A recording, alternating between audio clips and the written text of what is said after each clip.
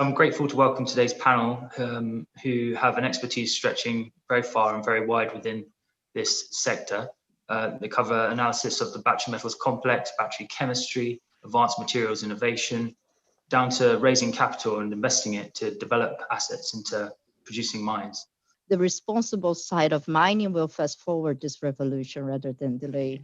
It's going to have to be slightly more steady than what governments actually want.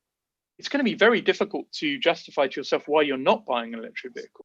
So introducing everyone in turn, I have Kwasi Ampofo, who's the metal analyst at Bloomberg New Energy Finance, Aline Carnizelo, portfolio manager at Parla Investments, Milan Thakore, senior research analyst in the battery raw materials vertical at Wood Mackenzie, Jacqui Murray of Innovate UK and the Faraday Battery Challenge, the Industrial Strategy Challenge Fund, I hope I got that right, and Simon Gardner-Bond, CTO at TechMet. So welcome everyone, thanks very much for joining, and let's get into this.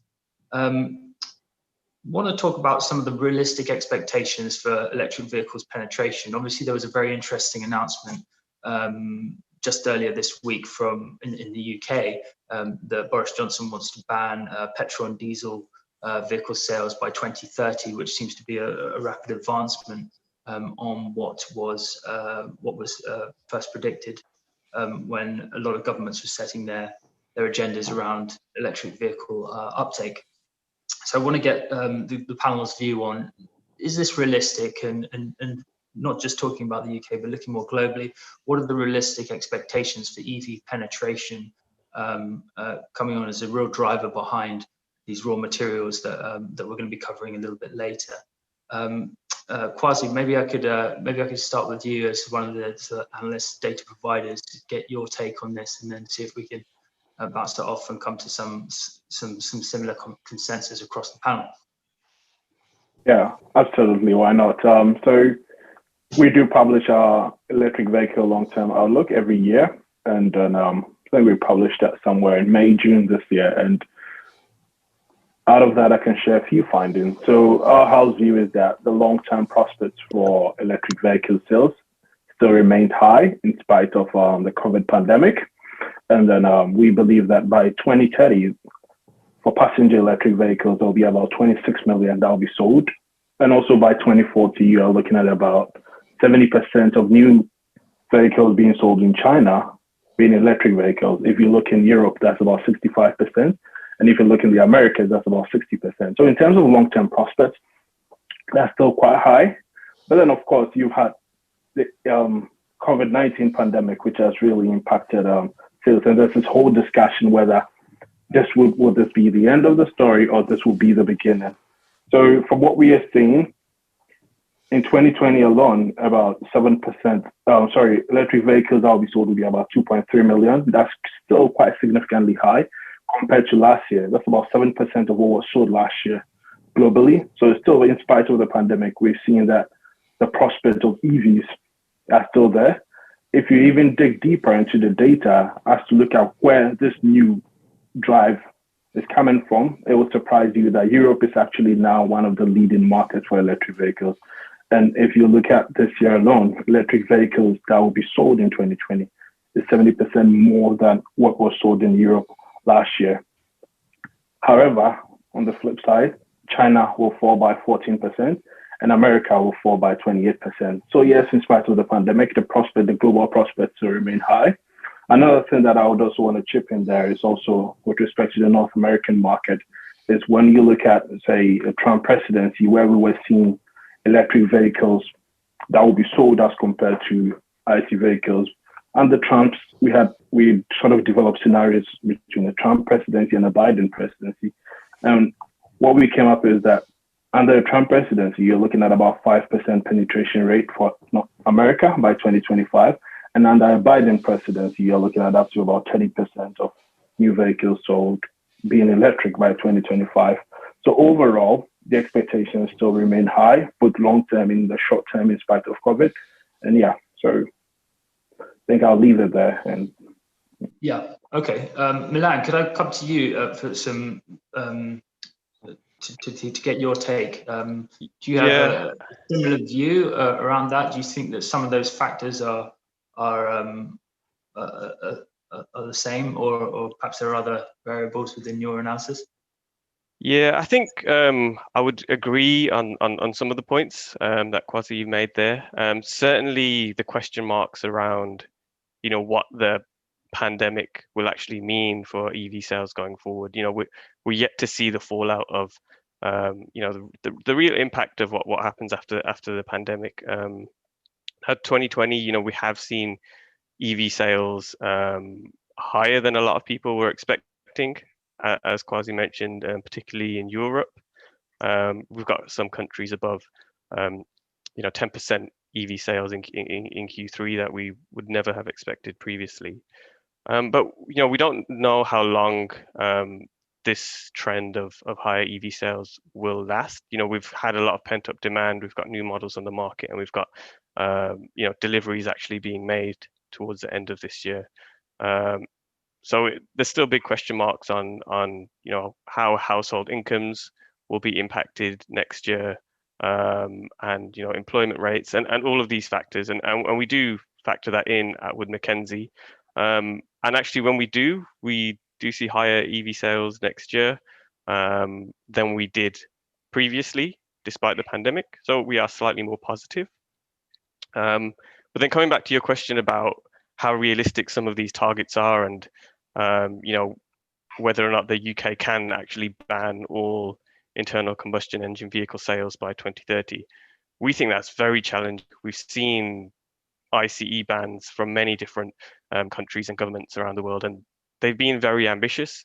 And an internal combustion engine ban in terms of sales means 100% sales of whatever is classified as your electric vehicle category there.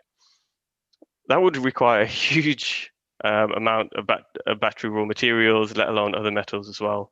And I guess we'll come on to the challenges of supplying that level of metal going forward. But we really take those bans with a pinch of salt. And it's the same thing that we do for our forecast going forward. It's very easy for us to assume that there'll be the hockey stick uptake of electric vehicles, but we really have to look at the details of, can we physically extract that much metal from the ground that quickly to meet that demand? We think it's going to have to be slightly more steady than what governments actually want. Yeah, but do you think that at the same time regulation is driving this? The regulation needs to be aggressive to some extent, or sort of setting quite a high bar in order to kick the industry over towards. Yeah, and I'll let the other panelists speak a bit more, but just one little comment. It's definitely boosting awareness of electrification. I had my mom call me up the other day wanting to talk about electric vehicles, which was the first. Milan, I was going to say the same thing. The litmus test is my mum sent me a message. You're the same as me. My mum sent me a message on the day the news came out, and it's the only thing that gets through to the general public. So it's definitely useful, right? Yeah, for sure. Were they asking about buying one, or were they asking what your views, which one to purchase, or were they just more testing the water, finding out whether you thought this was curious? Realistic? What does it mean? What specifically is an electric vehicle? Right. But on one hand, it shows you that a lot of the public don't really know and aren't aware, because we are, all of us on this panel, we're in our little EV bubble. We probably watch EV reviews for fun, but maybe that's just me. But what that announcement will do is definitely increase awareness and push investment in charging infrastructure and all the other associated infrastructure as well. Yeah, certainly. Aline, could I turn to you for the private equity lens on how fast is this EV revolution coming? Is it quicker than last time we spoke about this? You were involved in this panel with us last year. What are the changes you've seen in this space, and how do you think the current market with the global pandemic, potential recession, potential unemployment, is either going to accelerate or impact that EV adoption? I think the trend has been really steady, and every time we sit down together on this panel, the answer is always the same, is that it's going faster than people expected, and it remains so. So if you take a look at analyst expectations, both on the bank side, BNEF, our own expectation has been rising. And I think it is a matter of like production, really. More interesting cars coming out, more options to the consumers. And I think the shift this year is, there are a few interesting shifts this year that we can comment. One is that, China EV demand is quite regulatory basis, right? You have your license plate and you basically buy an EV because that's the only car you're allowed to buy. It's not that you have a preference for EV, it's the only option. And when you take a look in this year, where does the growth sit? It sits in Europe, where a lot of it is not regulatory based. It is better models, better options that are more convenient. It's not so expensive. There is not just, a car that is very low cost and a very high cost car and nothing in between. And into the next 2 years, we see quite a few very interesting models coming out from VW that will feed into this, as I said, pent-up demand for normal EV cars that can give you a range that is sufficient for people to feel comfortable with. So I think it is going faster than expected, is the answer. I think it is not unreasonable to target a 30% penetration by 2025, maybe 50% by 2050. And the production lines are already in place. So I think that, as we mentioned before, the risky part of the curve where you define are you putting down your money into this production line? Are you making these vehicles? That part is gone. So now we are already in a part that these vehicles are scheduled for production. People are interested. They are pre-sold in quite a few models. So how to manage that with the pandemic side? I think what you need to do is you have to come down in the overall vehicle sales number because it's reasonable. We are in a global recession and a global pandemic. So take down your total vehicles, but increase your penetration on electric vehicles. And what you end up, and we did this exercise, is that we end up still slightly higher on the number of actual electrical vehicles. So that's our view. Yeah. So despite some of the recessionary pressures or the unemployment, perhaps it's less cars being purchased, but a larger share are electric because people are thinking about a better quality car, the long-term view, maybe. Yeah, I think it's a combination. As we said, even the announcements, it might not be realistic to say like, okay, the UK will be 100% electric vehicles by then, but just by announcing it, you already changed the behavior because, as you said, our moms would be worried about buying a diesel car or a petrol car now because you will be banned in the future. So that impacts your strategy of purchase strategies of today.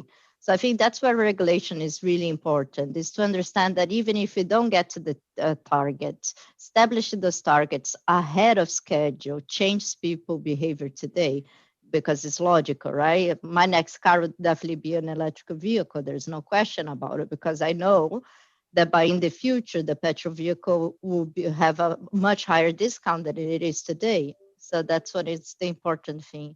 And I think another component that is interesting for our sector is quite often overlooked is also electrification of vehicles. So it's not just the car, but you have electric bicycles. All the mobility is going electrical as well. And people are like looking into being more greener, but also not only the cars, but, e-bikes is growing at a fast pace as well. So all these components get together to an interesting demand picture for these metals, in our opinion. Fantastic. Jacqui, could I turn to you now?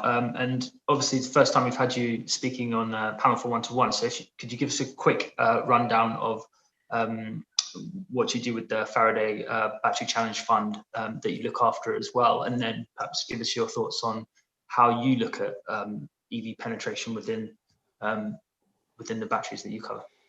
So let's start with this time last year, I think I was at a conference and I had a Norwegian guy to come to talk to me to tell me that my demand projection for manufacturing of batteries, so I tend to work in gigawatt hours, was wrong. And that's obviously it's a hockey stick, and it's saying sort of we'll need about 100 gigawatts of batteries hours per year being produced in the UK just to meet that conversion rate of all the things that Aline was just talking about. And I said, well, no, I understand it's a projection and there's different scenarios. He said, no, it's wrong, because actually when it goes much faster than you'll ever expect. And I think that's the point you were just making about regulation, is when the government suddenly says that is coming, it very much embeds in the people that perhaps would have been the early movers and the first sort of early adopters. They'll go, right? And you may then have problems with the laggards and the ones that really don't want that change. But you're going to create almost step change in passenger cars in the UK by bringing in regulations like that. So my job is actually slightly different. So I run, back in 2017, the British government were convinced by the automotive industry in the UK that meets regularly with the government, called the Auto Council, that we needed to do something in batteries. And the reason we needed to do something in batteries was this was coming, right? They could see it, they could predict that with their 10-year product life cycles and their 42-month sort of design and development of those products, that they were going to need to be full electric much faster than a gentle glide path through hybrid to electric was going to require. And that's targets not set by government, that target in reality is set by climate change, right? So when you're looking at those projections, it's like, do I think it's all going to happen? I think it's a huge challenge, but I don't think climate change is going to wait. So I don't think the pressure is going to drop on hitting targets like that. And I think car companies and EVs have a secondary impact on the market, that it puts massive scrutiny on their products now as environmentally friendly products, as opposed to just transport products, right? So some really interesting challenges coming. But the government in the UK sort of worked with these companies and realized it was going to happen. So they put together something called the Faraday Battery Challenge. It launched in 2017, and it was, at the time, it was £250 million into the technology behind the batteries. So it consists of 22 of the UK universities coming together into something called the Faraday Institution. And they're doing that by March next year, they'll have had over £100 million worth of spending now on university research. And what their institution actually does is really get the team to come together, and the multidiscipline, multi-department, multi-university projects that they're running are very much application-led. So that science is answering the questions that industry needs answering. And so there's sort of this ecosystem of 450 researchers in the UK now working with ecosystems out in industry. The middle pillar of the challenge is over 90 million on collaborative R&D projects, and that'll be somewhere, I guess, between 100 and 129 companies and organizations that we have working together now to, I'd estimate about 150 by the end of next year, working on actually how do you get through that middle technology readiness level. And again, you've got a similar number of now specialists really working together and collaborating.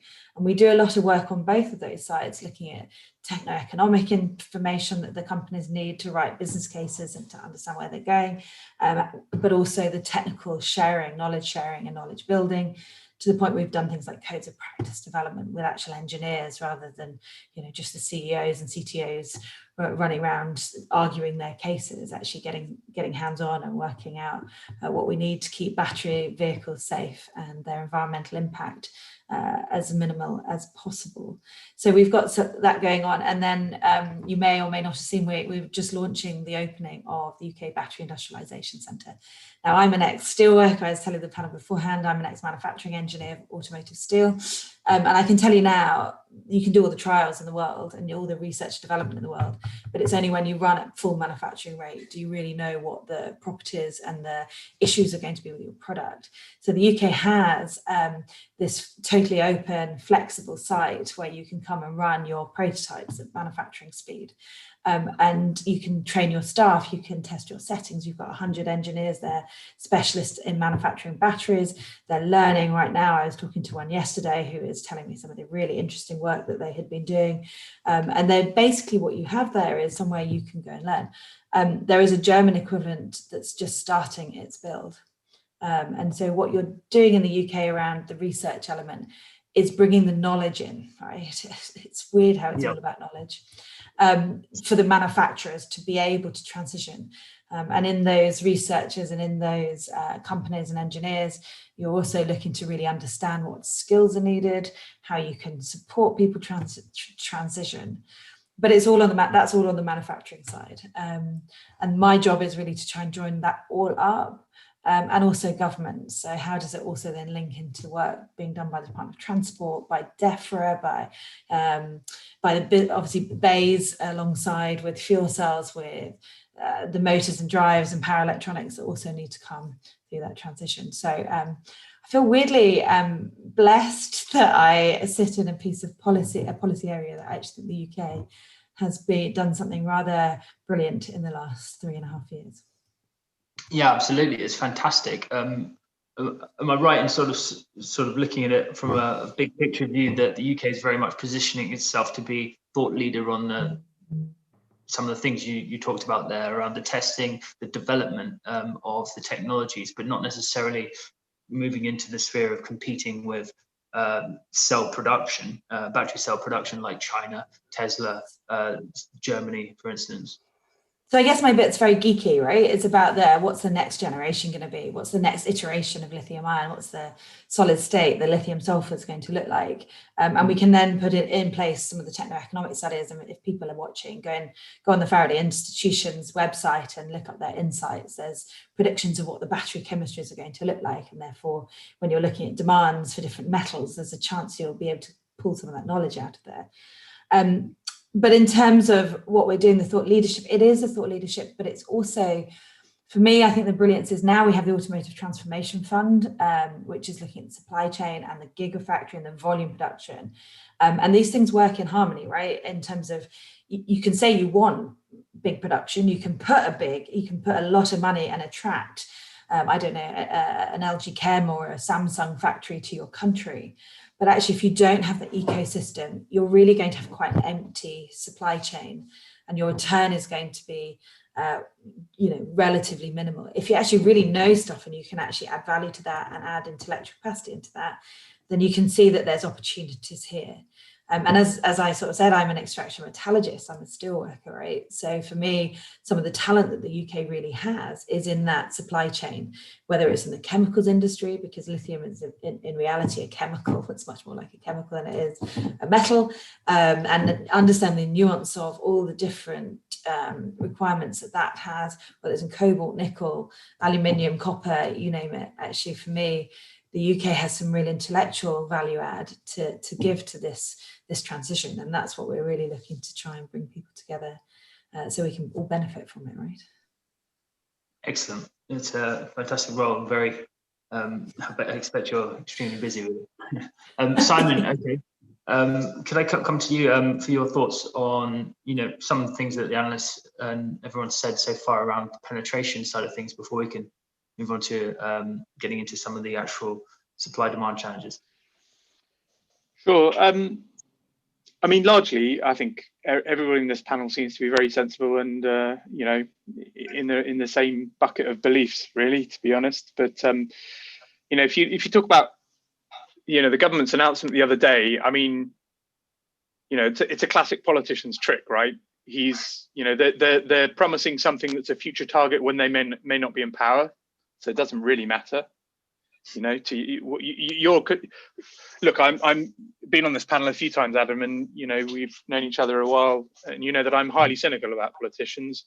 I've been speaking to Jacqui for quite a while on various things to do with politicians, and so she also knows how cynical and mistrustful I am of them. But my primary belief is they'll do anything they can to get elected and stay elected. So making a promise of something in the future that, let's be honest, is highly unlikely to be achievable is an easy win, especially at a time with pandemic and Brexit. So I'm not surprised that they brought the target forward. I would put my house on the fact that we're not going to achieve it by that point, but that's not the point of making the announcement, is it? The point of making the announcement is to guide and push everybody.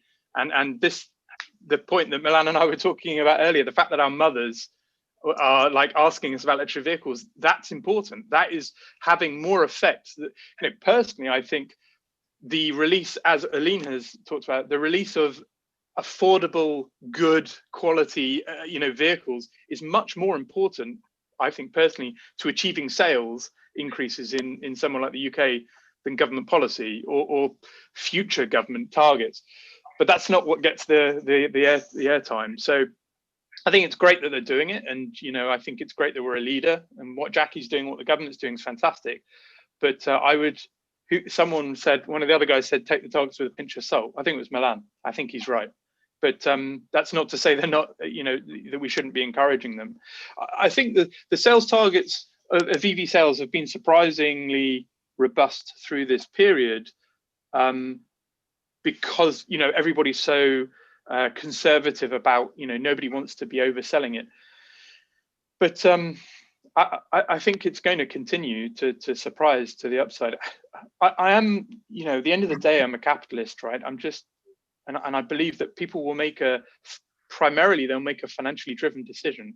So as people are buying vehicles, and if the alternative is there and it's close in price, if not the same in price, and it is electric, it's going to be very difficult to justify to yourself why you're not buying an electric vehicle for various reasons that we've talked about. The redundancy of diesels. There was something I picked up on the other day. There was a survey, I think it was Peugeot. Someone did a survey in the UK of how children are affecting parents' decisions, and so it was 55% of parents have basically said to this survey that their children are asking them or telling them, are we going to buy an electric vehicle, Daddy?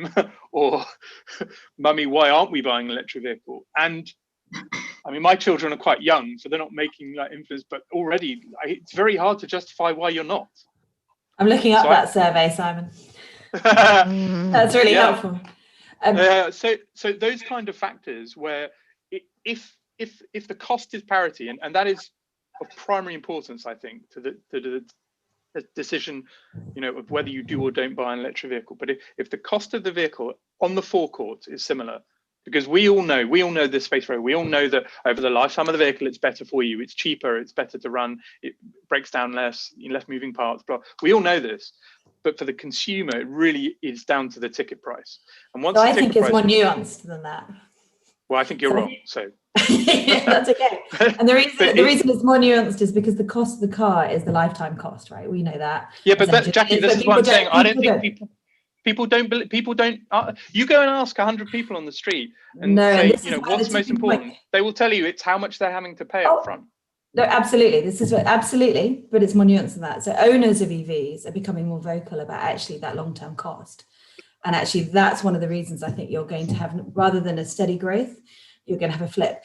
I think the bigger issue is actually the ability to supply from a manufacturing point of view to demand. If you order an EV today, you don't get one out of stock, do you? You've got to wait for it. So I actually think, I understand us all worrying about what consumers are doing, but I think actually the bigger challenge, and for this workshop as well, and people listening in, it's what a manufacturer's able to make and how quickly, as well as are they going to sell them. At the moment, they can't meet demand, right?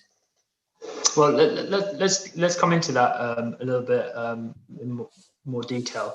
I'm conscious of time, and we've got a lot of questions pouring in as well, which I want to get through most of those. Can we move on to security of tier one supply for the critical metals that are going into these batteries for the next 10 years? Aline, can I turn back to you and get your thoughts? As the investor, the buy side view, and private equity has a great deal of due diligence over this. Where do you see risks of the security of that tier one supply? We've got an accelerating demand narrative and uptake that we've already covered. Where do you see the risks on the actual metal supply side? Well, much like Simon, I'm a bit of a catalyst at heart as well. And for me, it's not a risk, it's an opportunity. And for me, it is a matter of price that you discuss. The mining industry has proven historically to be able to increase output at remarkable paces. Just look what happened when China came into hit the really remarkable growth. We were there to provide those materials, but what happened to metals pricing during those periods? They more than doubled. So it's more a question of like kind of what is the setup you need to bring online than to like kind of what is the bottleneck. The bottleneck exists to a price level. So going through like kind of the metals, and I know particularly ones like lithium, we still believe it's quite well supplied. There's no restriction there for many years to come. So that one is a little bit more comfortable from a supply security perspective. Nickel, yes, is a little bit, it's tighter, but growing at remarkably place in Indonesia. That is going to be slightly different. And then we can discuss there what kind of technology you're going to utilize to bring that eventually, you know, tier 2 supply into tier 1. Are you upgrading to nickel matte? What kind of level are you doing? And then also the environmental considerations related to the supply. Are you taking your tailings dam in Indonesia and in the ocean? Are you processing those tailings? What kind of materials are you going to? So what we believe is that supply will be there, will be a matter of price, and we can discuss what is the right price to bring that supply.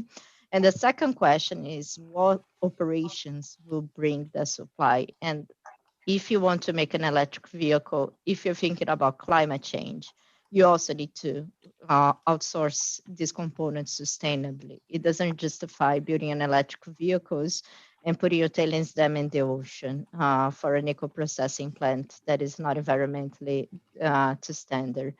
So all those questions together, in terms of risks, we see lithium less risky, nickel, cobalt are tighter and justify higher prices for us. Yep. Adam, can I ask Aline? Just, I think I may have missed when you were saying earlier. You were talking about the China super cycle. Did you say that the mining industry was able to ramp up or wasn't able to ramp up? No, we eventually ramp up production. Okay, no, so. I think that's a wrong misread of what happened, and I'll give you some of the numbers because I've looked at this closely because I think that's a good analogy to what's happening, and it's a scary analogy and it should be a scary analogy for anybody who's thinking that they're going to use any battery metals. And I'll use copper as the example because copper was the primary metal that China drove its demand for white goods and construction and housing. Copper was the real metal. So you had huge demand increase over the China super cycle. Okay, I'm going to put it to the panel, and it's going to be a tight range. I'll give you within 0.5%. Over the 10-year period of the China super cycle, what percentage do you think the mining industry managed to increase primary copper supply as a CAGR over 10 years? What percent? And the demand went up by 7% CAGR. So demand of copper went up 7% over a decade over the China super cycle. How much do you think the mining industry, even though the price more than doubled, it almost tripled, how much do you think the mining industry was able to contribute? Come on, Kwasi, he's on mute. Come on, BNEF, give us a percentage. Unfortunately, we don't have a view. I think I'll pass this to the copper expert. Milan, right? Come on, rubbish. Milan. I have no idea, but I'll take a punt. Let's say 4 or 5% then. Good guess. Yep, good guess. Aline, come on. Aline knows. I'll give you the exact number because I have no. She's cheating. Good answer. All right. I can cheat. The answer is 2.3%. So with huge demand, with the price almost tripling over the space of a decade, the mining industry was still only able to contribute an additional 2.3% year on year to get to that number. The only reason that the industry was able to supply copper to that demand was because there is so much in the system in terms of scrap that a lot of recycling, a lot of scrap contributed. Now, here's the scary thing. There is no scrap for nickel. There is definitely no scrap for lithium. and there is not much scrap for cobalt. So if you are looking at this huge demand cycle like we are, this is a house view, and it's probably the house view of everybody on the panel, the price needs to do something gargantuan to be able to justify, because there is no scrap reserve waiting to be tapped.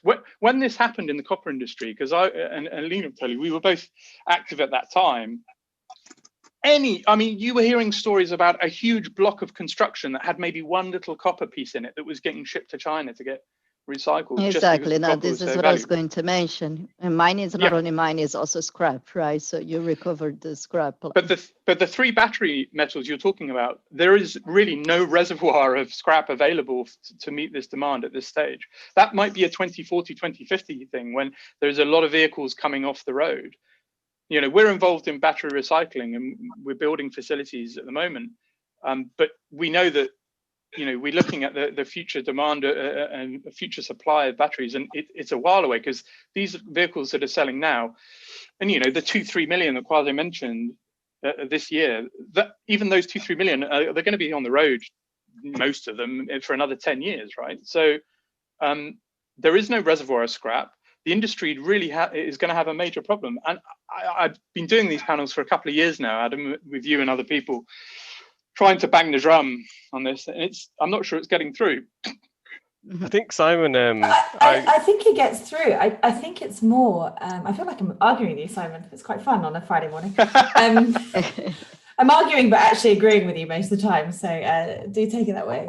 I think the issue is until you build that volume manufacturing piece, then it's very hard for you to work out what you actually need. Does that make sense? In each country and each company, until you actually make that commitment. And so you have this very strange market failure, as it were. It's not that people aren't anxious about it or worried about supply into the, you know, demand forecast, to meet the demand forecast that we're sort of putting out there. It's more the fact that actually until people do it and are buying it, you can't. It's very hard to then make the business case for the mining. It's that lag effect, isn't it? It's really hard. And then recycling, I think somebody was asking, you know, recycling is something we're looking at. So we've just announced some funding through the Advanced Propulsion Centre into a recycling centre, working with the European Metals Recycling and other sort of UK entities. And I think that's, Simon will know, that's probably the first tangible project in the UK looking at it. And actually the challenge is, by the time, in 15 years time, actually a lot of the battery technology will have changed. You'll have had different chemistries. So actually writing a business case for recycling is just, you know, it's really difficult, right? But it's doable, but it's difficult. But then there's a load of other factors that also come in. You know, Simon, you were saying there's no lithium. You're right, you know, in a Tesla, you've probably got about 8 kilograms in a almost, God, I think it's about 5,000 or 6,000 kilo battery.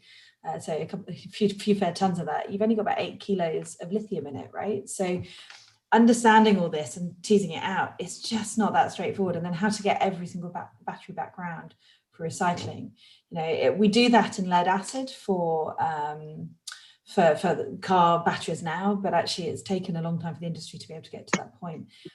It's a challenge, right? And I, as an engineer, I like that, because actually we're all trying to work to solve it in reality.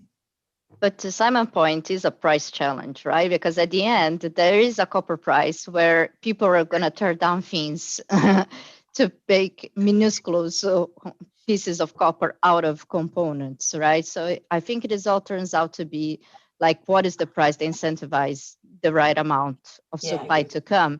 And supply is coming from mining, it's coming from recycling, will come as well from substitution. Let's not forget that these metals are not primary, a lot of these are not primarily battery metals. You can substitute, you can be more efficient in your stainless steel, and you can create, you know, class 1 eco supply out of that by simply substitution. And there is also efficiency in the batteries. The batteries will require less and less per unit. So I think it's a combination of these 4 items. But even if you take all of this into account, it's remarkably bullish for these components, because you have to get there and you have to get to a price to incentivize these numbers that we've discussed. Yeah. I think if I can add on pricing, though, it's not as simple as just, you know, prices skyrocketing to incentivize new production to come online. You know, firstly, automakers, battery makers are really pushing to get those battery costs down, raw materials inputs, now are some of the biggest costs for batteries.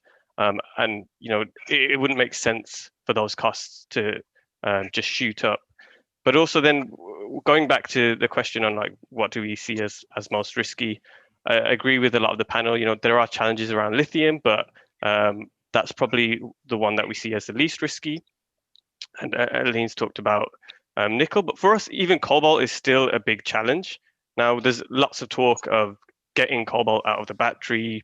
LFP is gaining popularity. I'm sure we'll talk about that later, and cobalt-free battery chemistries. But if we're talking about ramping up very quickly over the next 5 years, and a couple of you guys have talked about 20-30% EV penetration by 2025, that's actually our accelerated energy transition case. That's a scenario for us because we think it's very challenging.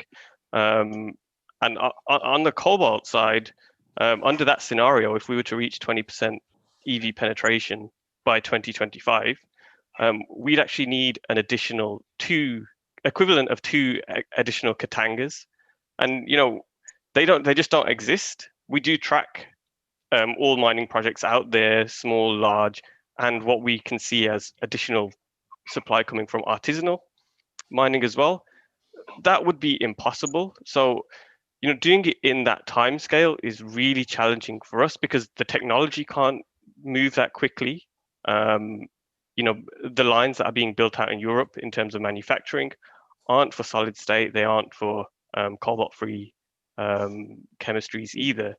So for us, the real challenge is, ramping up in that short space of time. We can see it happening over a 10, 15-year time span when we get the improvements in energy density and we can see the cobalt being thrifted out. But we've got visibility of what mines are out there, and we just don't see that possible. And the last point is, obviously, the cobalt price doesn't necessarily incentivize new cobalt mines because only one of them is a primary cobalt mine. The rest are copper and nickel.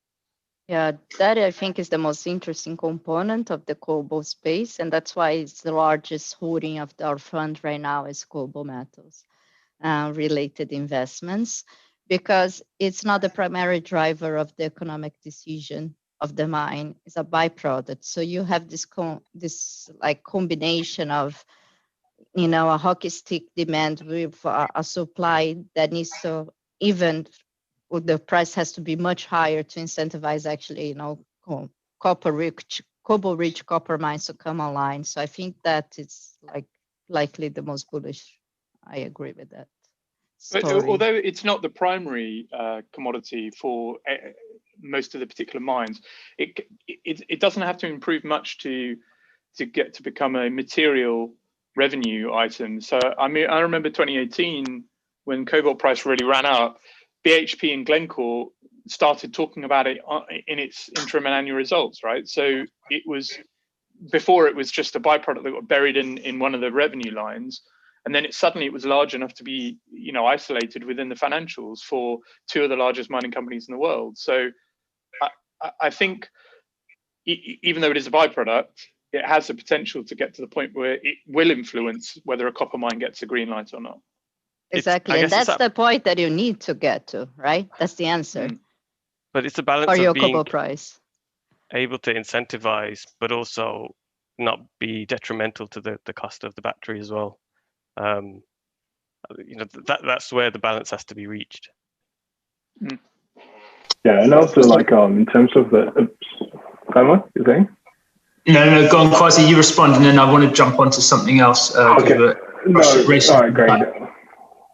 Yeah, so I just wanted to add that so a couple of months ago we held a summit in Asia, and one of the key questions we wanted to ask was with the OEMs, which metal do they see as the one with the highest risk? And unsurprisingly, cobalt was more than half of the attendees believe that cobalt poses the highest risk to OEMs. But then if you look at lithium, for instance, it used to be about supply meeting demand. Fortunately for us now, we have quite significant amount of projects coming online. And there's even a whole discussion of whether the market will be oversupplied or not. With respect to cobalt, the challenge, like you said, first, it being a primary, secondary commodity, and also most importantly, what is happening in the DRC. and the fact that child labor, corruption, and other factors. But also industry responded by moving towards less cobalt in batteries, or to the extreme end of no cobalt in batteries at all.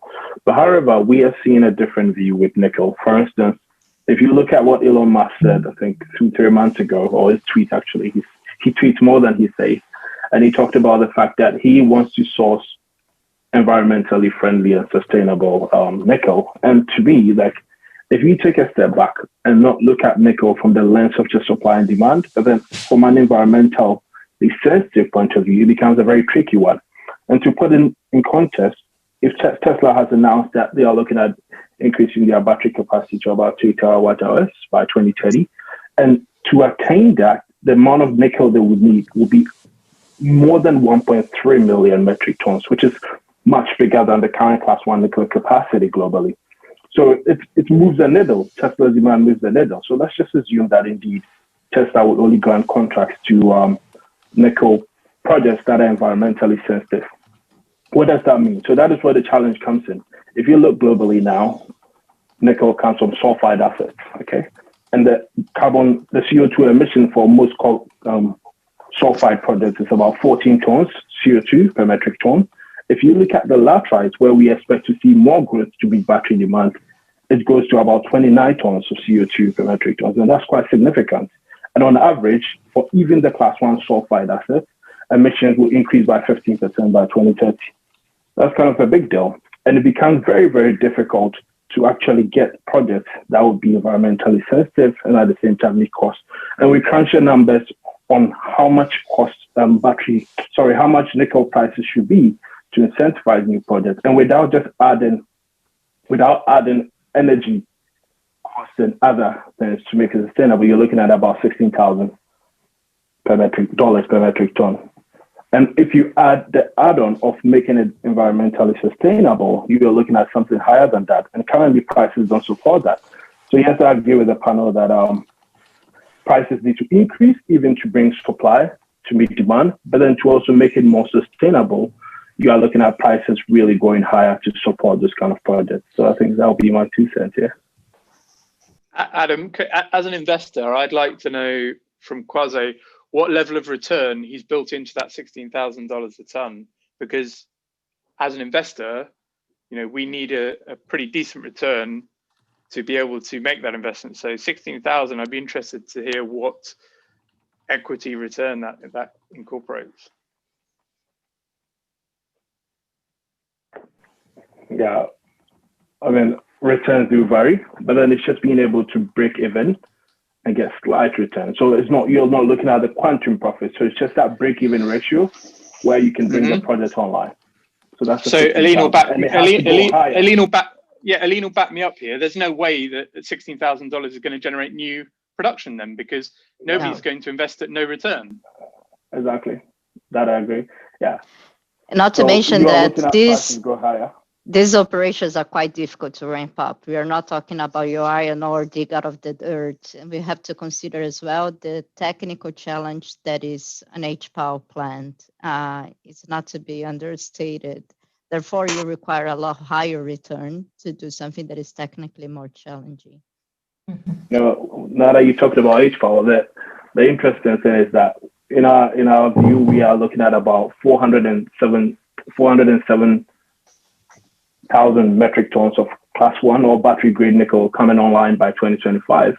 And out of that, 57% will come from HPAL assets. So HPAL alone will account for about 2/3 of the battery grade nickel that should be coming online by 2025. And if you look at HPAL, like you rightly mentioned, issues to ramp up, issues with capital being overrun, and a whole lot of challenges. Yeah, so it's going to be an interesting market for nickel. And I would reiterate that, yes, if you're looking at the metal that keeps the industry up at night, or should be keeping the industry up at night, we are seeing it to be nickel and potentially not cobalt or lithium. Okay, that's excellent. And that kind of covers nickel quite nicely. There was a few questions that we had submitted around that. I'm just very conscious of time. I've got to interject here, and I want to make this a bit more interactive for the viewers. And they've submitted a lot of questions compared to some of the other webinars we've done this week. So I'm just going to reel off a couple of questions I've modified. basically around what's the panelist view on the demand or the supply demand dynamics for a couple of different commodities we haven't touched on.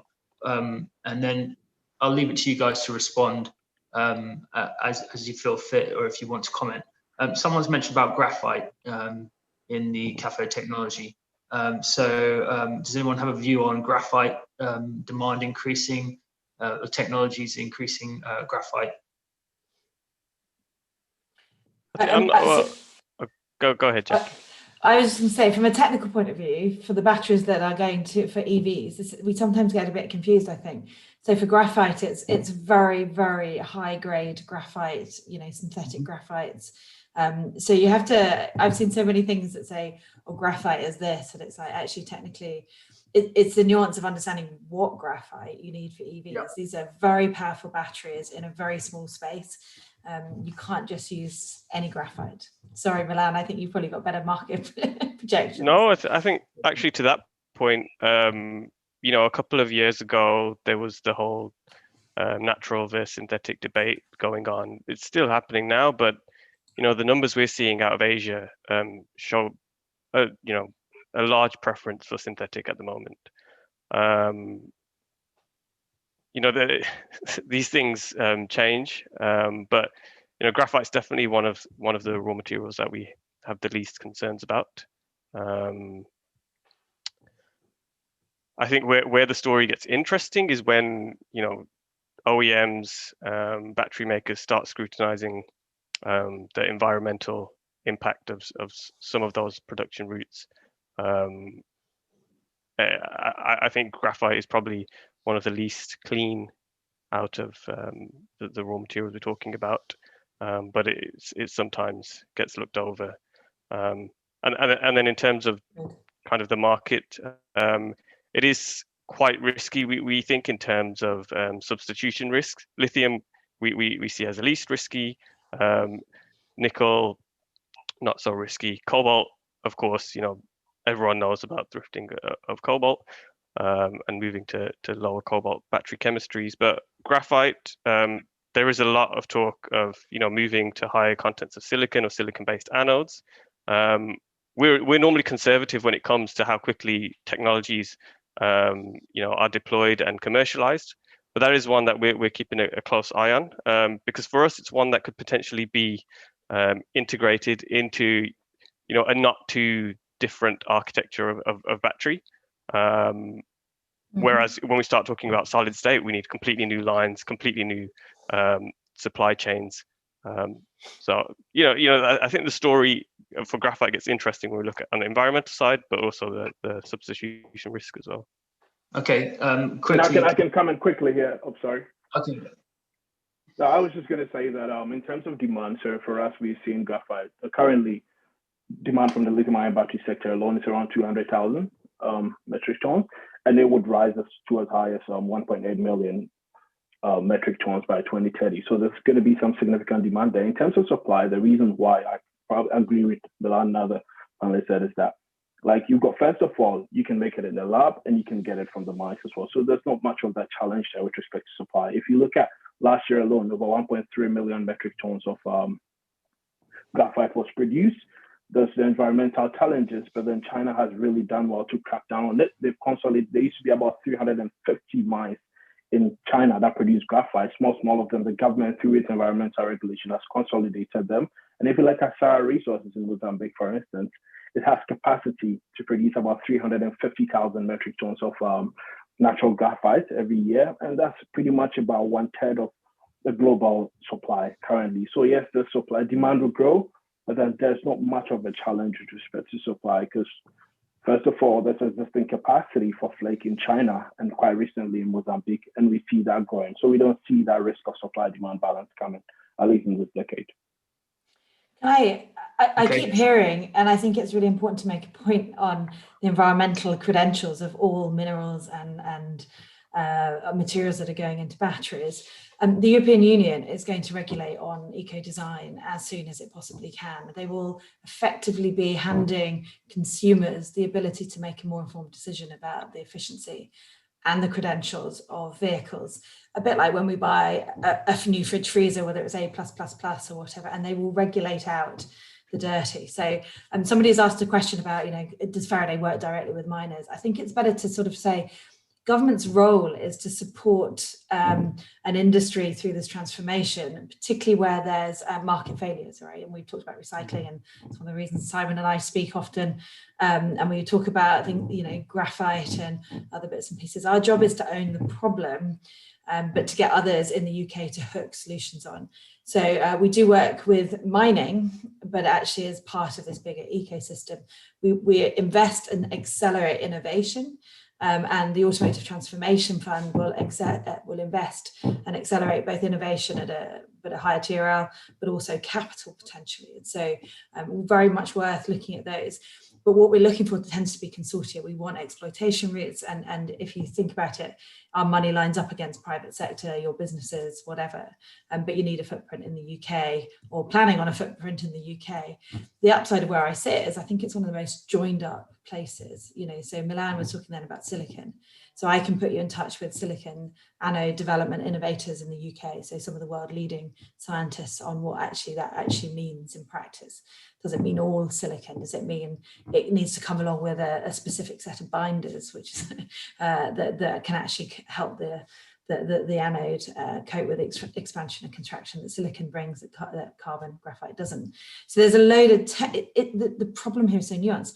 And also, we talk about demands, but actually the piece that I've learned over the last 3 years is that every single application, whether it's a battery to go alongside a fuel cell in a goods vehicle, if it's you're making a JCB, all those batteries are different. They have different demands, right? And therefore they have different chemistries. They're all bespoke to a certain extent. We're trying to really join up the cross-sector applications and that knowledge. And I recommend people look at KTN's battery group if they're interested in. Because actually all those things are going to have different chemistries. And the more we can understand and describe that problem, the easier it is for everybody to write business cases that are going to work. And I just think the mining element of it is the piece we're trying to play into it as well and understand more in government. Do I think the UK government will go down the China route and sponsor massive mining and extraction?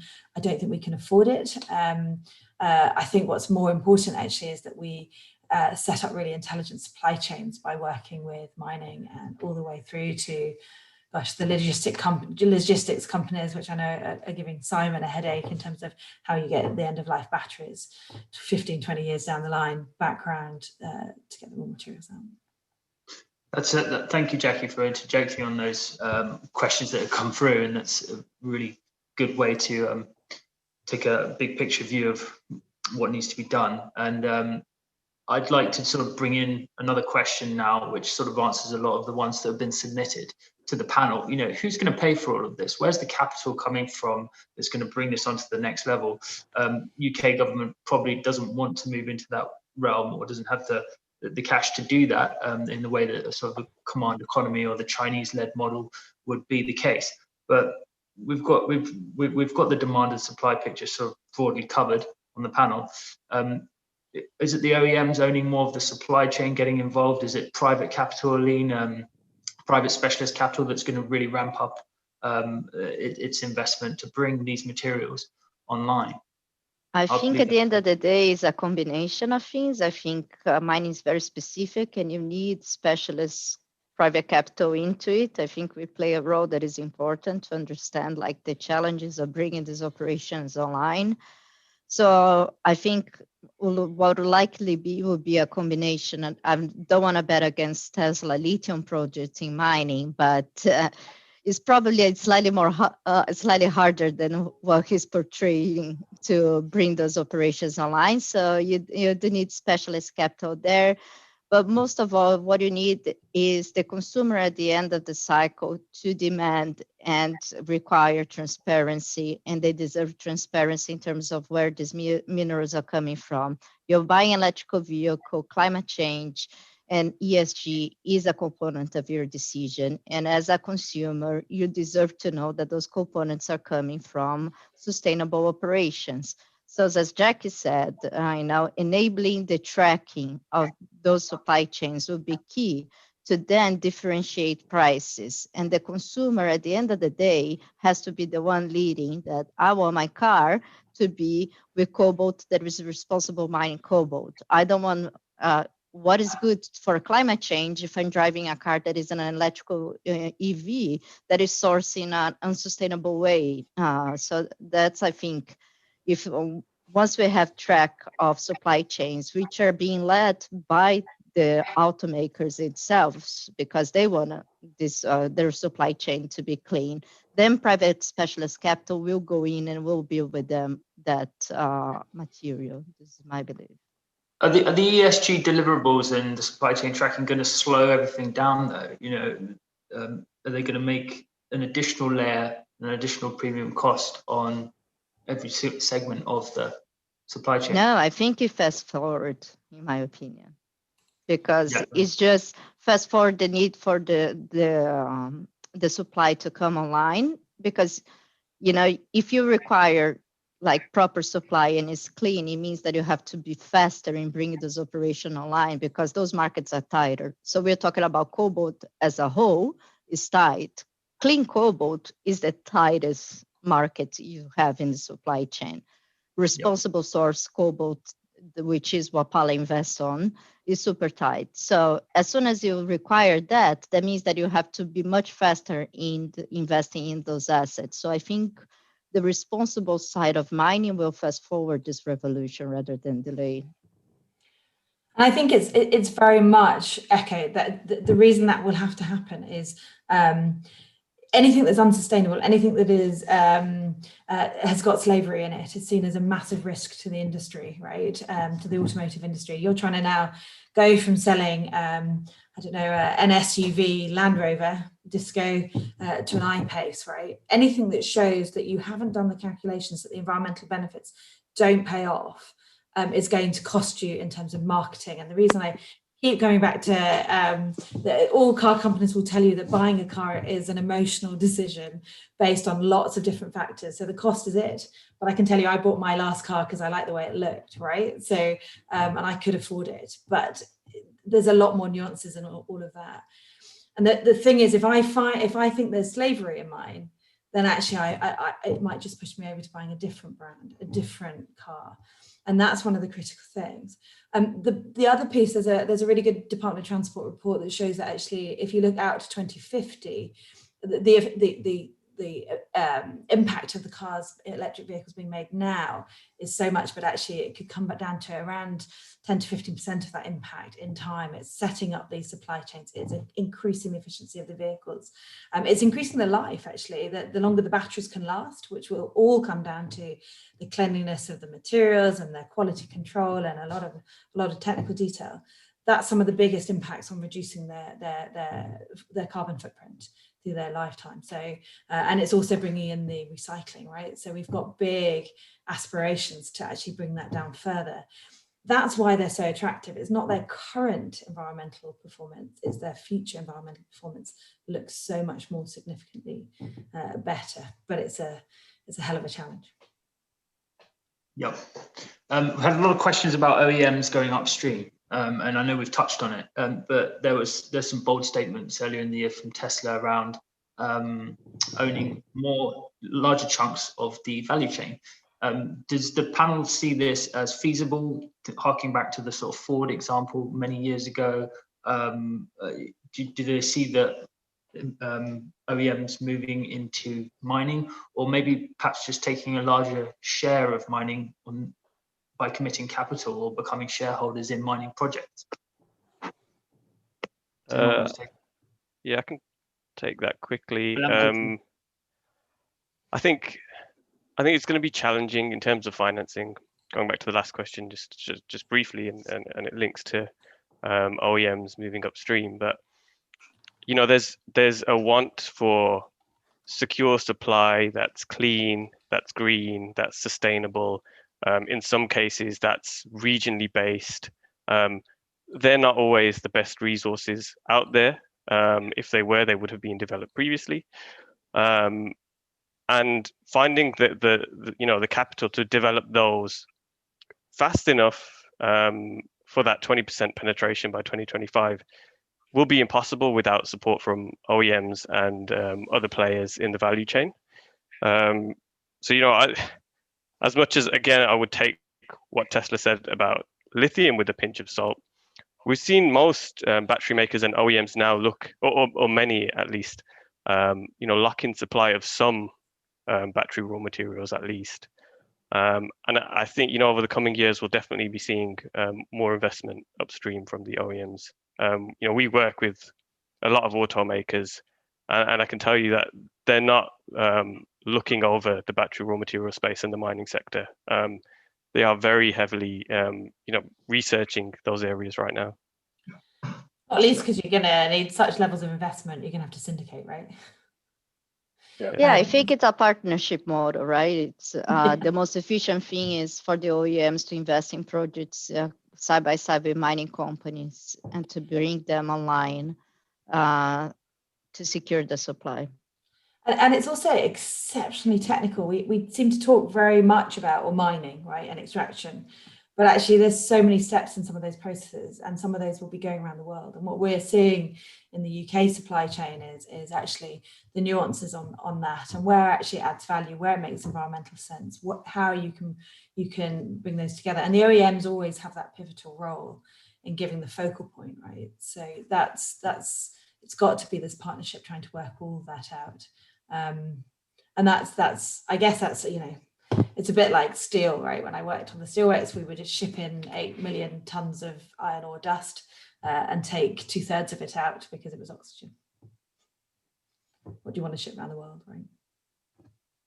Yeah, and I also see that I think it will be more of a partnership rather than and less of OEMs owning mines wholly. So the reason why I say this is that sometimes diversification is good, and I think Elon Musk mentioned that he wants to reduce costs, and he believes one way to do that is to become vertically integrated.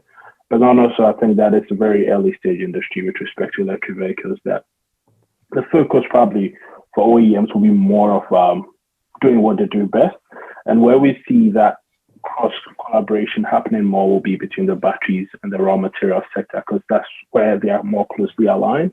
And you can see, if you look at all over the world, I think one way is that these battery companies can sort of support early stage mining projects, like Milan mentioned, like, for example, guaranteed offtake. It really helped de-risk these new projects coming online. And if you look across Australia, there are a whole lot of new projects that have had guaranteed offtake with SK Innovation, with Samsung SDI, with CATL and all that.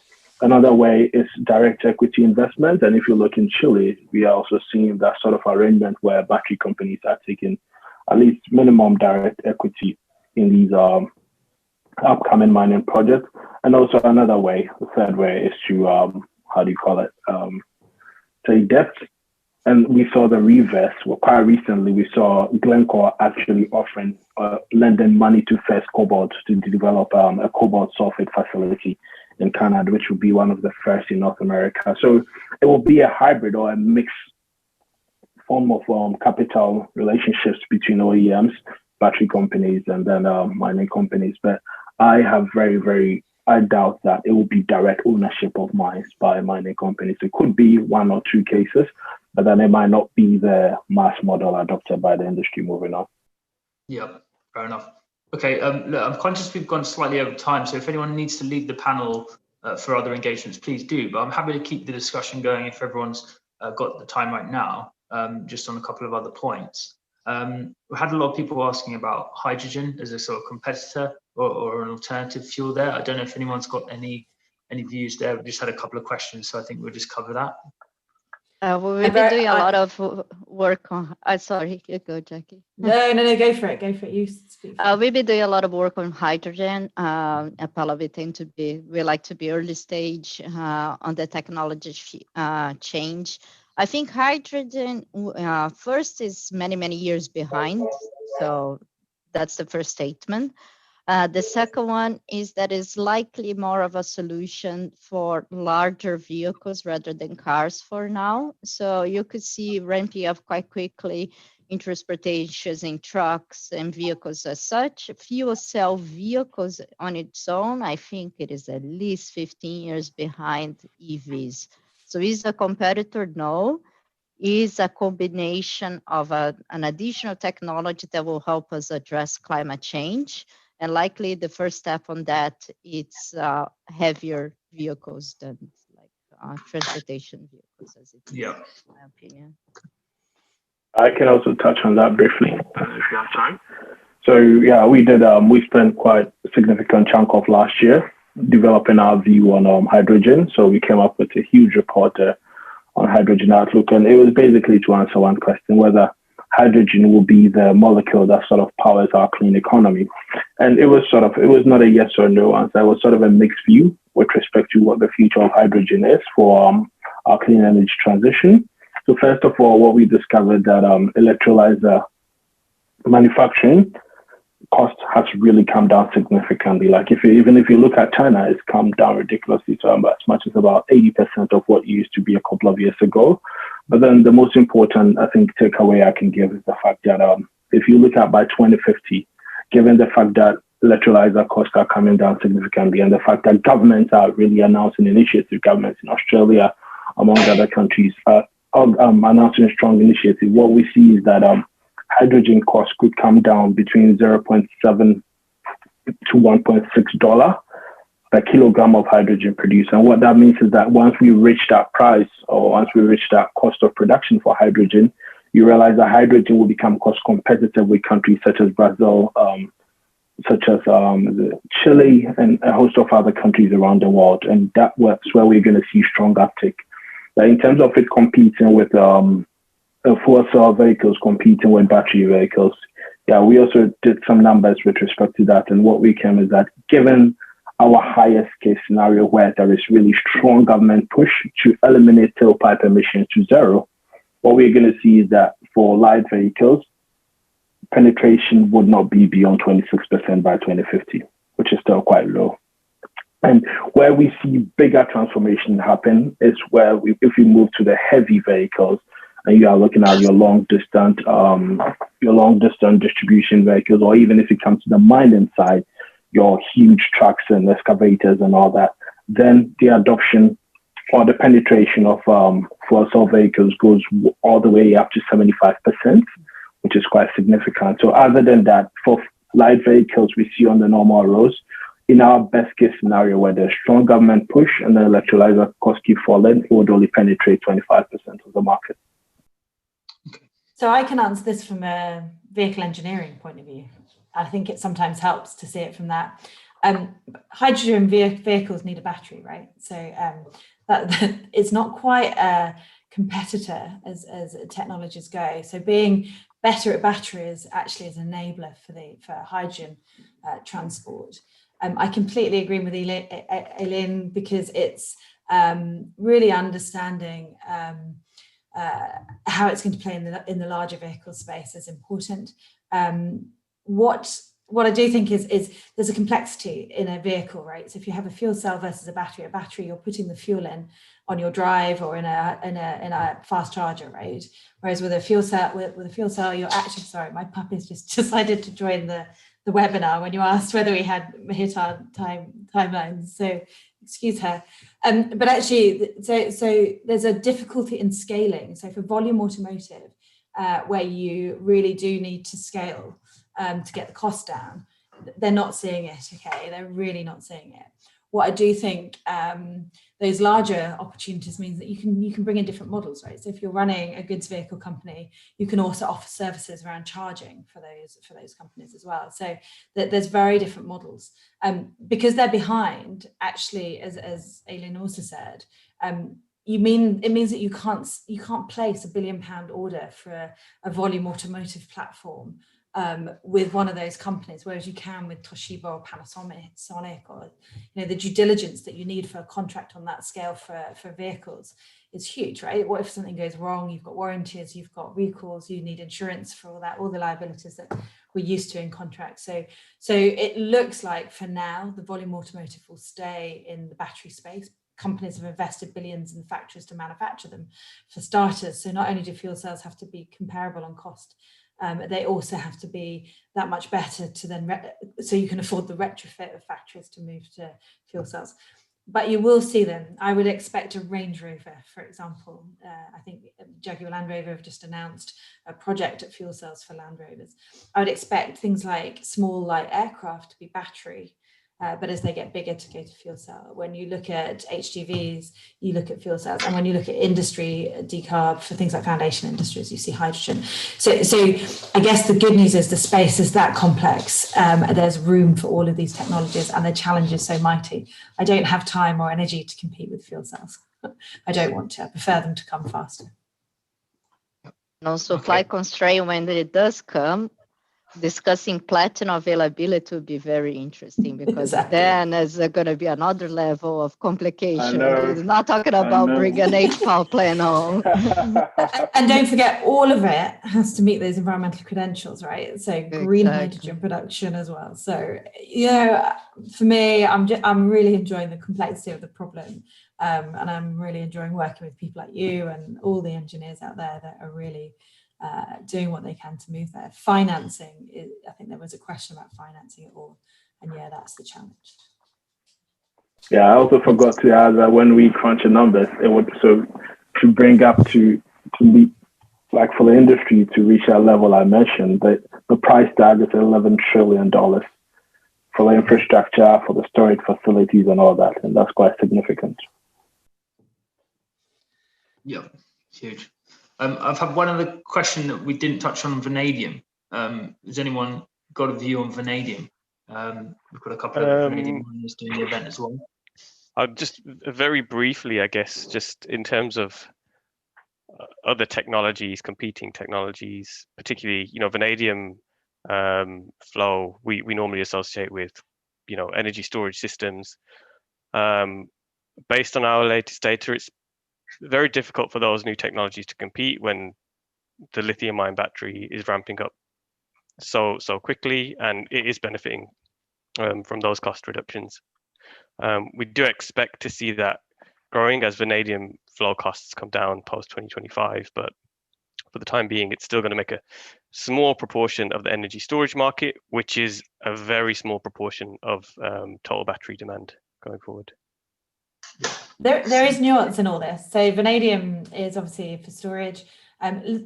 Solid metal lithium anodes, cathodes even, for lithium sulfur and solid state.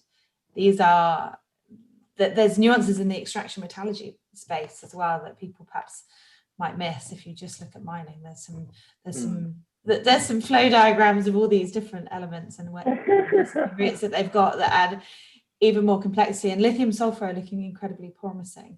Again, if you want more information on that sort of thing, the KTN Batteries website, but also the Faraday Institution, or even ours, right? We've got projects going on, and so there are UK. What I love is there are people in the UK who can answer very specific technical questions around all of this. I think vanadium is quite interesting from a perspective, not so much of the batteries, but it has a part as well on the green economy from a steel perspective. So like kind of improving your quality of steel and the durability of steel that you put on the ground, and the resistance that vanadium adds to steel. And if you see the shift in the production type of steel in China, that is the story of vanadium much more, I think, than the batteries.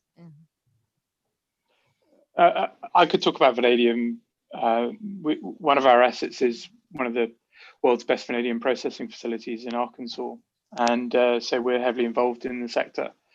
And what I would say about it in terms of, that's a very good point about the improvement of rebar, especially increasing the vanadium content is a particular growth sector in the short term. I think the vanadium redox flow batteries is an interesting technology, but it requires a better cost dynamic of manufacturing, which is happening. We are in discussions with a couple of different companies who are doing great things in terms of development of more efficient manufacturing processes to get to a lower cost. and they can withstand a higher vanadium cost too, because that's been the cap up to date. The other thing that will happen is that I think the electrical storage systems that have been using lithium-ion batteries, because they're available, I think primarily, and they work, and they work. As those go on and they work, and as the years go by, you'll find that they're degrading, and the cost to replace them and the cost to keep them running will make at least a certain portion of them. There's a project in the UK that's having a small portion of vanadium redox flow batteries to sort of act alongside the bulk of it being lithium ion. And you don't need much of that, to be honest. You don't need much of the percentage of each electrical storage system going in to really look at a significantly increased demand for vanadium going forward in that sector. So I think it has potential, but it needs work from where we are right now for it to be a reality. To touch base on the timeline there is interesting, right? Because the benefit of cost, it is about 15 to 20 years on the project, while the decision in the Western world is by a government, as you said, that on average has a 4 years span, right? So what you end up with is that vanadium becomes the technology of China, where they look into centuries and they can see the benefit. And, Western world tends to benefit technologies that have, a faster payout like lithium. But even on a commercial side, Aline, a utility in the UK or in Europe, a commercial utility will look on a long-term scale. So if they're looking to replace whatever power generation they have or increase their power generation with renewables, and they're looking at battery storage, they are going to, I think, and they are, there are new projects, and they're looking increasingly and adding vanadium redox flow batteries to that as part of the equation.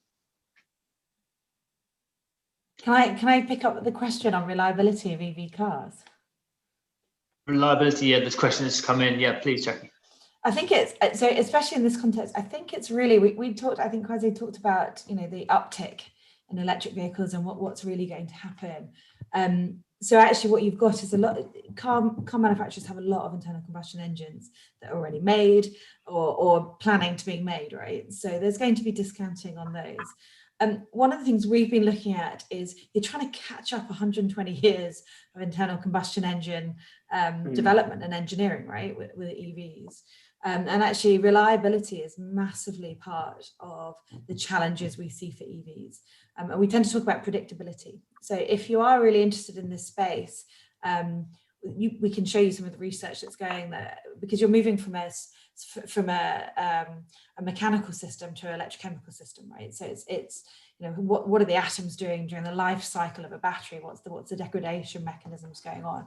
How does it all last that 8 to 15 to 25 years that we're sort of seeing in EV life? What's the quality metrics, and how do you reduce cost without burning those? I do think there's still a moment here that the government really needs to be involved, because actually, whilst safety in EVs and reliability in EVs is no different to internal combustion engines now, that's one of the reasons there's an uptake. Actually, it's still a fragile increase, right? 7% of UK car sales being EV on a very small number is a 7%. It's not very many cars, right? And we know that, right? It's not normal conditions at the moment out there. And so what's really interesting is we still have to work together so that actually there isn't any significant hindrances to that market growth. I think that's why cost isn't the only, I always talk about cost not being the only consideration, but actually if I think I'm buying something which has got child slavery in it or is going to explode and cause deaths, then I'm going to be really put off that EV purchase, right? Yeah, indeed. Okay, I think I'm going to have to call it there, actually, just because the amount of time we've gone over. We could keep going. Do another meeting. Fantastic to have such an interactive panel. I really appreciate everyone's time and interjecting and responding to hopefully all of the questions that our audience had put forward. So to Simon, Milan, Kwasi, Aline, and Jacqui, thank you very much, and thank you for joining. Thank you. Cheers. Thanks, Adam. Bye.